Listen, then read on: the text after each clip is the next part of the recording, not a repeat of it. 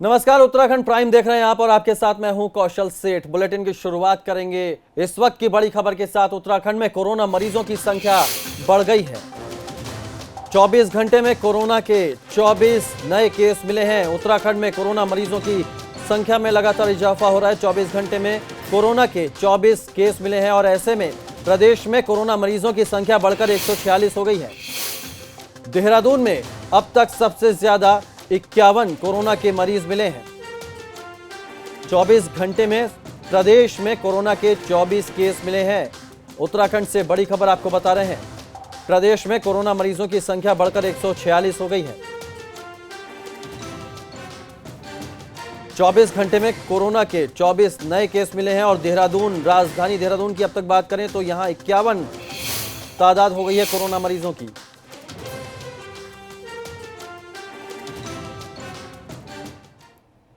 उत्तराखंड में कोरोना मरीजों की संख्या लगातार बढ़ती जा रही है। उत्तराखंड में अब कोरोना मरीजों की संख्या 146 हो चुकी है। दूसरे राज्यों से लौट रहे प्रवासियों ने कोरोना का खतरा बढ़ा दिया है। ज्यादातर कोरोना के मामले प्रवासियों के ही सामने आ रहे हैं। प्रवासियों को लेकर नैनीताल हाईकोर्ट ने दूसरे राज्यों से आने वाले हर शख्स को बॉर्डर पर ही क्वारंटीन करने के आदेश दिए थे, लेकिन इतने ज्यादा लोगों को बॉर्डर पर क्वारंटीन करना सरकार के लिए चुनौती बन गया है, जिसको लेकर सरकार हाईकोर्ट में जवाब दाखिल करेगी। कैबिनेट मंत्री मदन कौशिक ने बताया कि सरकार की तरफ से हाईकोर्ट को बताया जाएगा कि इतने ज्यादा लोगों को बॉर्डर पर रहने और खाने पीने की व्यवस्था करना मुश्किल है। ऐसे में वो सरकार की पहले वाली क्वारंटीन की व्यवस्था को ही कायम रखें। तो सरकार के सामने बड़ी चुनौती बन गई है। एक निर्णय दिया था, उस निर्णय में उन्होंने कहा था कि बॉर्डर पर सबको रोक कर, और वो जो ऐसे क्षेत्र से आ रहे हैं जो रेड जोन या कंटेनमेंट जोन से आ रहे हैं, उनको पहले टेस्ट किए जाए। चूंकि बॉर्डर एरिया पर ऐसी कोई व्यवस्था वर्तमान में नहीं बन पा रही है, वहाँ टेंट लगाना इतना बड़ा, उनके लिए ठहरने की व्यवस्था, खाने की व्यवस्था, हजारों, यानी एक दिन में अगर मोटा मोटा 5,000 से भी ज़्यादा लोग आएंगे या 7,000 आएंगे तो उन 5-7 हज़ार लोगों के लिए ठहरना, खाना वो बॉर्डर पे करना संभव नहीं है। इसलिए ये भी डिसाइड किया है कि हम अगली तारीख में अपना विषय रखेंगे कोर्ट के सामने, माननीय न्यायालय को अपनी सारी जो राज्य की स्थिति से अवगत कराएंगे और बताएंगे कि जो हमारे राज्य की स्थिति वो इस प्रकार की है कि हम बॉर्डर पर करने में किस प्रकार करें, थोड़ी दिक्कतें इस रूप में आ रही है। और इस खबर पर ज्यादा जानकारी के साथ देहरादून से हमारे संवाददाता रवि कैंतुरा हमारे साथ जुड़ गए हैं। रवि, हाईकोर्ट ने तो आदेश दे दिया, लेकिन अब बॉर्डर पर इतने सारे प्रवासी लोगों को क्वारंटीन करना, उनके खाने पीने की व्यवस्था करना, इसमें सरकार हाथ खड़े कर रही है। अब इस चुनौती से कैसे पार पाया जाएगा? हाँ जी, देखिए, एक तरफ तो जो प्रवासियों के लौटने का सिलसिला है उसने बहुत ज़्यादा मुश्किलें उत्तराखंड में पैदा कर ली हैं। लगातार जो है आंकड़े बढ़ रहे हैं और इस तरीके के आंकड़े अभी तक उत्तराखंड में नहीं थे और लगातार दिन प्रतिदिन आंकड़ों में एक बड़ा उछाल जो है देखने को मिल रहा है। इसके साथ ही जो हाईकोर्ट ने उत्तराखंड सरकार के लिए ये आदेश दिए हैं कि जो बॉर्डर्स हैं वहीं पर जो रेड जोन है और उसके साथ ही जो हाई रिस्क वाले जो एरिया से लोग वापस लौट रहे हैं उनको वहीं पर क्वारंटीन किया जाए। लेकिन ये बात सच है कि क्वारंटीन बॉर्डर्स पर करने के लिए सरकार को बहुत ज़्यादा दिक्कतें होंगी। इस तरीके की कोई भी अभी व्यवस्थाएं नहीं है। हालांकि सरकार ये कह रही है कि हम कोर्ट के आदेश को मानेंगे, लेकिन सरकार ये भी कहने जा रही है कि हम जो है इतनी पूरी व्यवस्थाएं जो है बॉर्डर्स पर किस तरीके से करेंगे। तो इस सरकार के लिए बड़ी चुनौती होगी कि बॉर्डर्स पर क्वारंटीन सेंटर्स कैसे बनाए जाएंगे, और क्योंकि पहले से इस तरीके की व्यवस्थाएं नहीं की गई थी। अब सरकार इस पर किस तरीके से आगे जो है निर्णय लेगी और किस तरीके से कोर्ट में अपना पक्ष रखेगी, ये देखने वाली बात होगी और कोर्ट इस पर क्या आगे जो है सरकार को कहता है। लेकिन ये आदेश जो है बिल्कुल वाजिब है इस वजह से क्योंकि लगातार जो है जो संख्या बढ़ रही है और जो लगातार क्वारंटीन नियमों की अनदेखी हो रही है। मैं एक मामला आपको बताऊं कि जो सबसे पहला मामला जो कीर्तिनगर से आया, जो टिहरी का रहने वाला है, हालांकि पौड़ी ज़िले में उसे गिना जा रहा है, उनके संपर्क में अगर बात करें तो 122 लोगों की ट्रेसिंग की गई। वो जो युवक जो पॉजिटिव आया था उस युवक को क्वारंटीन किया गया था, यानी कि आप किसी से नहीं मिलेंगे। क्वारंटीन यानी कि आप एकांतवास में रहेंगे। उसके बावजूद आप 122 लोगों से कैसे मिल गए, यानी कि कहीं ना कहीं अनदेखी हुई है नियमों की। इसी तरीके से ये जो 122 लोग हैं इसमें कितने संक्रमित होंगे, और इसी तरीके से तमाम, ये तो एक केस की बात है, 146 हो गए उत्तराखंड में, और ऐसे में तमाम जो अनदेखी हो रही है, जो चूक हो रही है, ये आने वाली वक्त में जो स्थिति को भयावह बना सकती है। जी बिल्कुल, पहाड़ों में स्वास्थ्य सुविधाएं नहीं है, इस बात से कोई इनकार नहीं किया जा सकता। क्या कुछ समय मुकर्रर हुआ है, कब तक जवाब देना है हाई कोर्ट में? जी देखिए, सरकार का ये कहना है कि वो हाईकोर्ट में 1 या 2 दिन का जो शासकीय प्रवक्ता ने बताया कि 1 या 2 दिन में वो जो है सरकार अपना जो है एक पक्ष जो है कोर्ट के सामने रखेगी और उसमें जो है अपनी व्यवस्थाओं के बारे में बताएगी कि हम राज्य सरकार किस तरीके से व्यवस्थाओं को बनाने में सक्षम है और अक्षम है। उसमें जो है आगे का जो निर्णय होगा उसका इंतजार किया जा रहा है। लेकिन इसके साथ ही मैं आपको बताऊं कि जो मुंबई से एक ट्रेन लौटी थी जिसमें 70 लोग जो है यहाँ के उत्तराखंड के आए थे, तो ऐसे लोगों को भी अभी सबको क्वारंटीन कर दिया गया है क्योंकि हाई रिस्क एरिया है। दिल्ली के कुछ इलाके ऐसे हैं जो कि हाई रिस्क में हैं। इसके साथ ही गुजरात, सूरत की अगर बात करें, महाराष्ट्र की बात करें तो ये हाई रिस्क वाले हैं।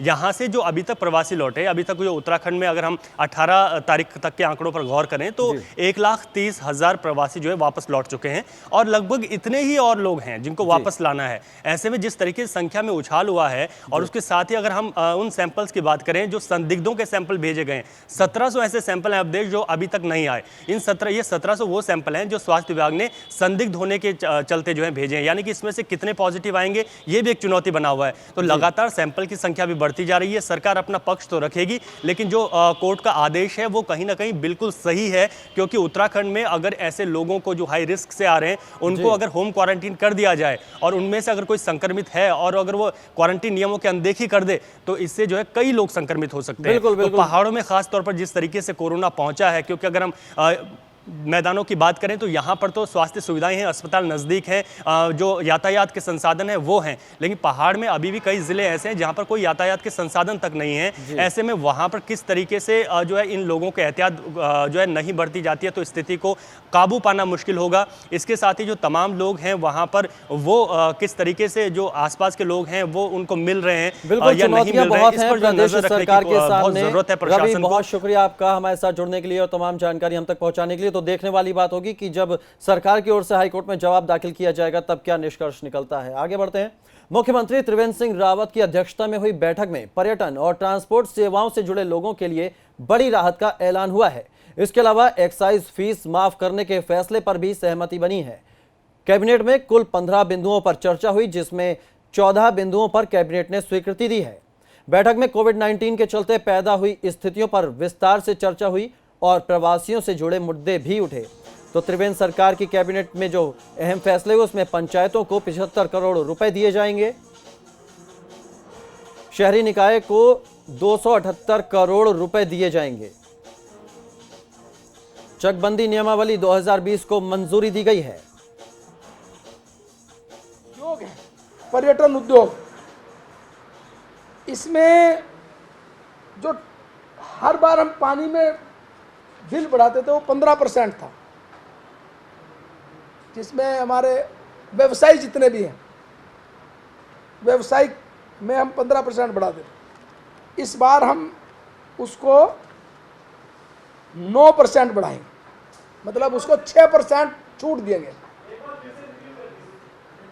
जो जितने व्यावसायिक गतिविधि थी पर्यटन योजना के अंतर्गत जितने भी थे, चाहे वो होटल थे, मॉल थे या रेस्टोरेंट थे, ढाबे थे, दुकान थी या इस प्रकार के कोई गेस्ट हाउस थे, ये जो थे इनका हर साल जो वृद्धि होती थी वो 15% होती थी। इस बार 6% की छूट दी गई है। राज्य में जो स्टॉक का नुकसान हुआ है या जो स्टॉक इस प्रकार का, क्योंकि उन्होंने उसका टैक्स तो पूरा दिया हुआ था, लेकिन इस प्रकार से ये एक हमने पिछले कैबिनेट में कहा था कि इस प्रकार के आंकड़े भी आप लाइए, तो ऐसी लगभग 54 दुकानों पे बताया कि ऐसा हुआ है जो जितना उन्होंने उठाया था 22 तारीख में, 20 तारीख में, और उस बार लॉकडाउन होने के बाद वो दुकान में रहना चाहिए था, वो नहीं मिला। 54 ऐसी दुकानें बताई थी जिन पर कहा है कि आगे जांच होकर कार्रवाई होगी। आगे बढ़ते हैं। सांसद तीरथ सिंह रावत कोटद्वार के दौरे पर रहे। इस दौरान तीरथ सिंह रावत ने केंद्र सरकार के आर्थिक पैकेज की तारीफ की। तीरथ सिंह ने कहा कि इससे देश की अर्थव्यवस्था को मजबूती मिलेगी। उत्तराखंड के छोटे उद्योगों को इससे काफी फायदा होगा।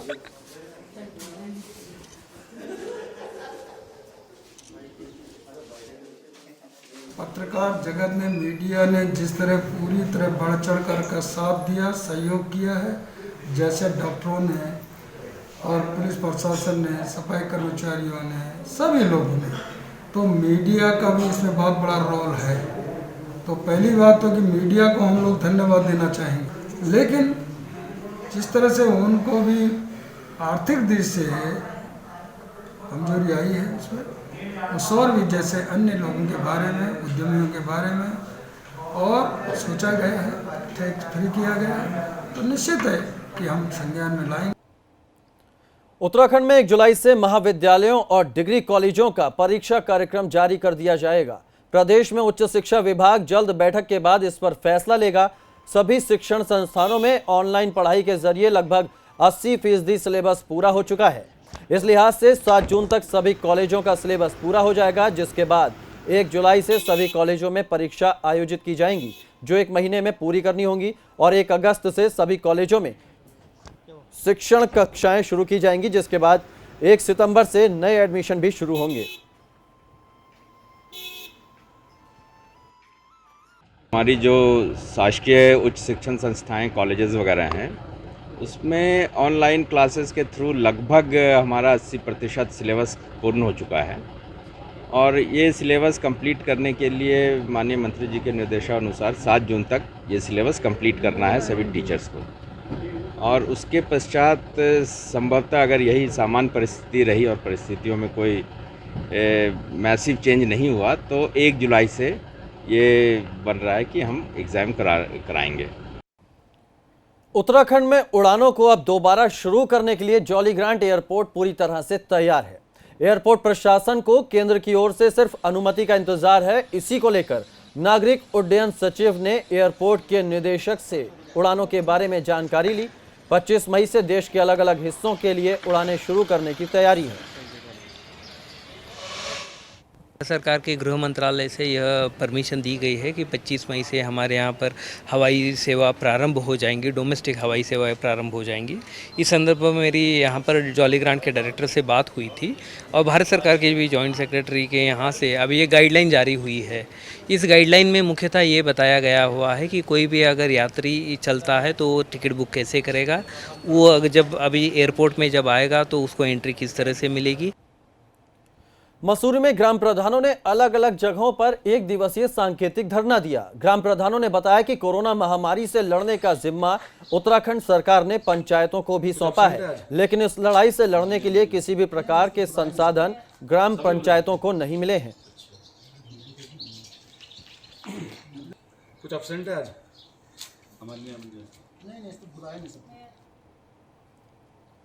टिहरी जिले में लगातार प्रवासियों के लौटने का सिलसिला जारी है, जिससे कोरोना संक्रमण के मामलों में भी इजाफा हो रहा है। वहीं बाहर से आने वाले लोगों को उनके गांव में ही संस्थागत क्वारंटीन किया जा रहा है। गांव में ग्राम पंचायत भवनों और स्कूलों में लोगों को क्वारंटीन करने की व्यवस्था की गई है, जिसकी जिम्मेदारी ग्राम प्रधान के ऊपर है। लेकिन कई जगहों पर पानी और शौचालय की व्यवस्था नहीं होने से क्वारंटीन किए जा रहे लोगों की परेशानी बढ़ रही है, जिस पर ग्राम प्रधानों का कहना है कि सरकार ने जिम्मेदारी तो दे दी है, लेकिन क्वारंटीन सेंटरों में संसाधनों के लिए पैसा नहीं है, और सरकार कह रही है प्रधानों के खातों में पैसा डाल दिया गया है। ऐसे में क्वारंटीन किए गए लोग प्रधानों पर अपनी नाराजगी निकाल रहे हैं।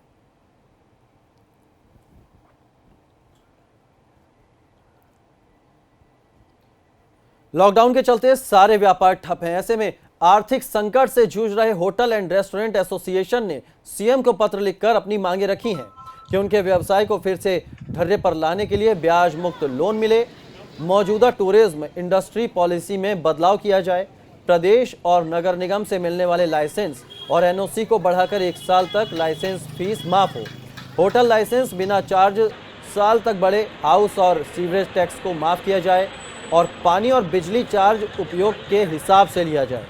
एसोसिएशन का कहना है कि अगर ये मांगे नहीं मानी गई तो आर्थिक संकट से वो घिर जाएंगे, हजारों लोग बेरोजगार हो जाएंगे।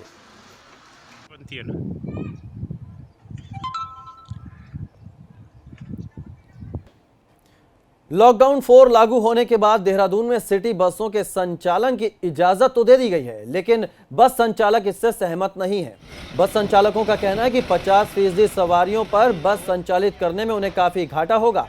इससे तो अच्छा है कि बसें खड़ी रखने में भलाई है। उधर बस संचालकों ने सरकार से 1 साल का टैक्स माफ करने की भी मांग की है। जिस तरह से सरकार 50% सोशल डिस्टेंसिंग की अगर मान लो सिटी बसों में बात कर रही है, तो हम उसे बसों को हम इसलिए नहीं चला पाएंगे क्योंकि 50% में तो हमारा हमारा जो है बहुत सूक्ष्म किराया होता है। सबसे हमारा कम किराया है 7 रुपये। तो अगर हमारी 10-12 सवारी बैठी तो हम 100 रुपये भी हमारी सवारी अगर हमारी सिटी बसों में नहीं बैठेगी तो हम कहाँ पर इसको चला पाएंगे। स्टेट कोई उस पर निर्णय लेगा तो वो आगे उस हिसाब से कार्रवाई होगी। अभी हमें सिर्फ ये पता चला है कि जो भी पब्लिक ट्रांसपोर्ट है उसमें मैक्सिमम कितने लोग बैठ सकते हैं, ऐसा एक नोटिफिकेशन आया है। उसके बाद चूँकि उन्हें अलाउ किया गया है, अगर उनकी कोई बात होगी तो वो गवर्नमेंट उसको देखे। एक छोटे से ब्रेक के लिए रुक रहे हैं। उत्तराखंड प्राइम में खबरें आगे भी जारी हैं।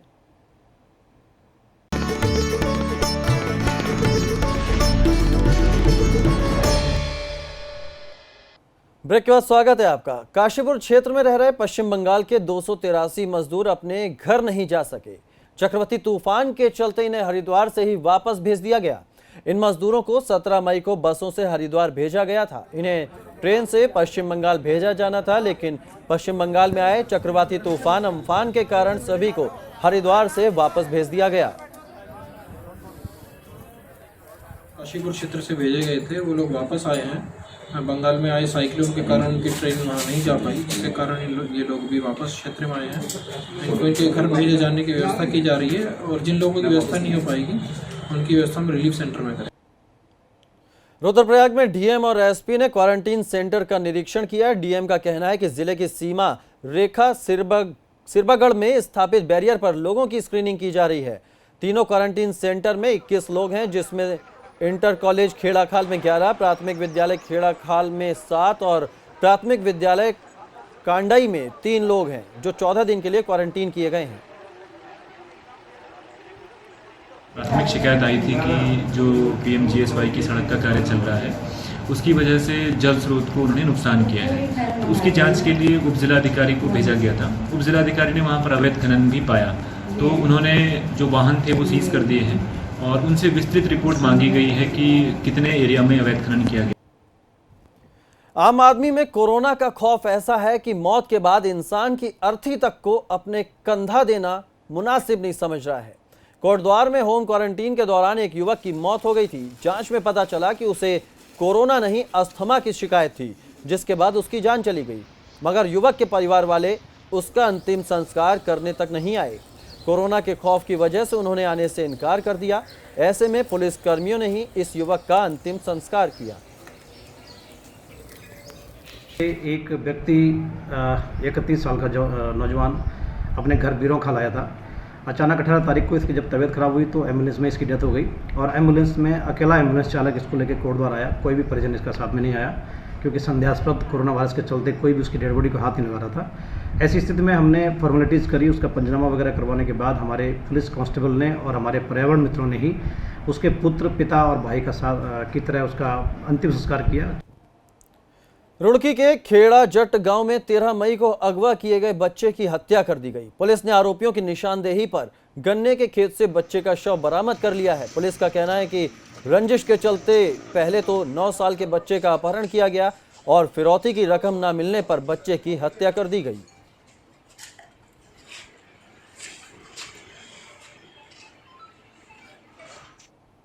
उधम सिंह नगर के पुलभट्टा इलाके में एक 7 महीने की बच्ची को किसी ने उसके घर से ही चुरा लिया। बताया जा रहा है कि बच्ची अपनी मां के पास सो रही थी। इसी दौरान कोई बच्ची को चुरा ले गया। पुलिस सीसीटीवी की मदद से चोरों का सुराग तलाश रही है। पुलिस ने तत्काल इसमें एफआईआर दर्ज कर ली है। 3 टीमें हमारे द्वारा बना दी गई है। मामले की गंभीरता को समझते हुए मैं खुद भी यहीं हूँ, सीओ साहब भी और सब हम एसओजी सब इसको गंभीरता से ले रहे हैं। सीसीटीवी भी पूरी तरह से खंगाल रहे हैं, मिनट टू मिनट हर जगह की देख रहे हैं और मैं उम्मीद करता हूँ जल्दी हम बच्ची को सकुशल बरामद। कोटद्वार में अचानक चलती कार में आग लग गई। जहरीखाल डिग्री कॉलेज के पास यह घटना हुई। आग लगने की वजह शॉर्ट सर्किट बताई जा रही है। गनीमत यह रही कि इस हादसे में कोई जान नहीं गई। कार सवार ड्राइवर ने कूदकर अपनी जान बचा ली।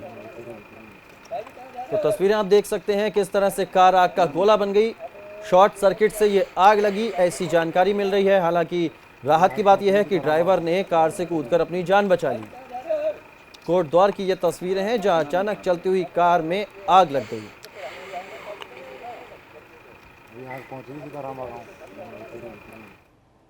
चमोली में बद्रीनाथ वन विभाग के अलग अलग जंगलों के हिस्सों में आग लगने की घटना ने वन विभाग के लिए चुनौती बढ़ा दी है, जिससे वन संपदा को भी नुकसान पहुंच रहा है। हालांकि वन विभाग की ओर से जंगलों की आग बुझाने के लिए हर संभव कोशिश की जा रही है, जबकि नंदप्रयाग क्षेत्र और गोपेश्वर नगर के पास के जंगलों में वन विभाग ने आग पर काबू पा लिया है।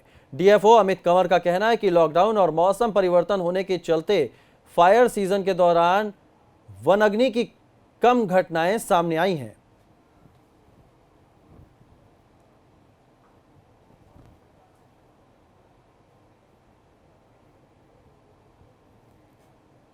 कॉर्बेट टाइगर रिजर्व में बाघों की गणना का काम चल रहा है, जिसके लिए पार्क में कैमरा ट्रैप लगाए गए हैं। कहा जा रहा है कि कॉर्बेट में बाघों की संख्या 250 के पार हो सकती है।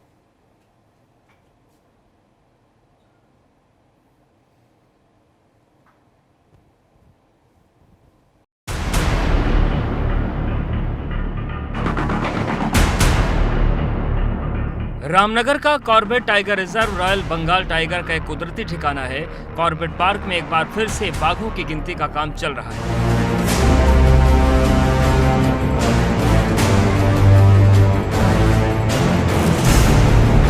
फेज 4 मॉनिटरिंग के लिए टाइगर रिजर्व में कैमरा ट्रैप लगाए जा रहे हैं, ताकि बाघों की संख्या का पता चल सके।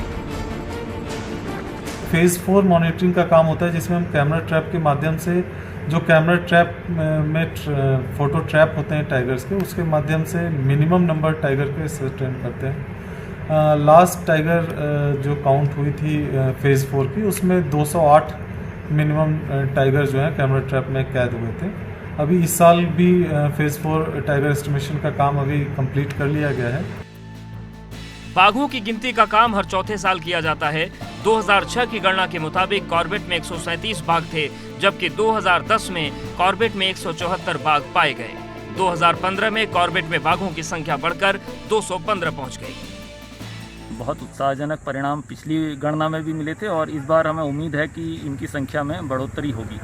कॉर्बेट में जो घनत्व के हिसाब से हम देखें तो बहुत अच्छा घनत्व है, लगभग 250 के करीब टाइगर यहाँ पर काउंट किए गए थे। तो अब जो चौथी फेज़ की गणना है उसमें इनकी संभावना है कि ये लगभग 300 तक पहुँच सकता है। पिछले कुछ सालों से कॉर्बेट में बाघों को संरक्षण दिया जा रहा है। उसी का नतीजा है कि यहाँ पर बाघों की संख्या में लगातार इजाफा हुआ। हालांकि जानकार मानते हैं कि कॉर्बेट में बाघों की टेरिटरी कम हो रही है, जो आने वाले समय में बाघों के बीच टकराव का कारण बन सकते हैं। रामनगर से दानिश खान की रिपोर्ट, एबीपी गंगा। अब उत्तराखंड की कुछ और खबरों पर नजर डालते हैं फटाफट अंदाज में। उत्तरकाशी में कोरोना से जुड़ी जानकारी छिपाने पर युवक के खिलाफ कार्रवाई, हत्या की कोशिश का मामला दर्ज। लॉकडाउन के दौरान रुड़की में फैक्ट्रियां बंद होने से कम हुआ वायु प्रदूषण, पिछले साल के मुकाबले इस साल प्रदूषण काफी कम। मसूरी में टैक्सी एसोसिएशन ने की 2 साल का टैक्स माफ करने की मांग, लॉकडाउन की वजह से चौपट हुआ काम। मसूरी में कोरोना वॉरियर्स के सम्मान में बनाई गई पेंटिंग्स, भाजपा कार्यकर्ताओं ने सड़क पर बनाई पेंटिंग। बड़कोट में सड़क पर घूमते दिखे 2 तेंदुए, कुछ देर सड़क किनारे रुकने के बाद जंगल की तरफ गए। रानीखेत में प्रवासियों को लेकर आ रही कार हादसे का शिकार, चालक की मौत, 2 बच्चों समेत 4 लोग घायल। मसूरी में युवक ने हाथ की नस काटकर खुदकुशी की कोशिश की, पारिवारिक विवाद में आत्महत्या की कोशिश।